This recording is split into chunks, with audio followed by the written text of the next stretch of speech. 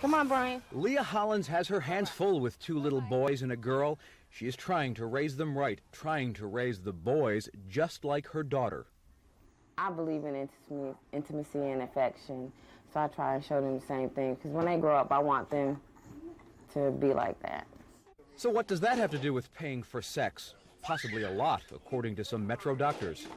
I think we're breeding the sexes to disrespect each other, and that I think that shows up in the reason men go to prostitutes. Sex therapist Dr. Steve Sloan says parents cuddle girls more and show them more affection, while boys are treated somewhat rougher. We raise one group to be nurturing and to appreciate sex and intimacy, but intimacy without sex. We raise another group not to. We raise our boys different than we raise girls, and we don't give them near as much intimacy and love. He is not suggesting boys will automatically grow up and pay for sex if their parents don't show them affection, but he says they will grow up to believe sex is the only way to get intimacy.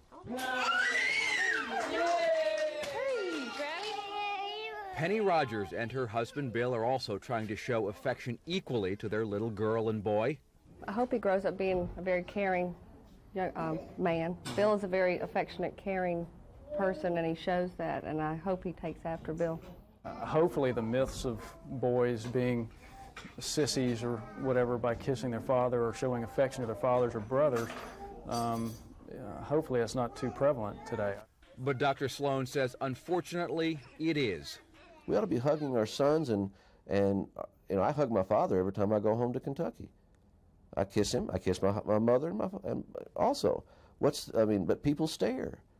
Why should anybody stare at that? Well, I think parents need to teach their boys to be more like they teach their girls to be more lovable, more loving. I think it makes them a better person.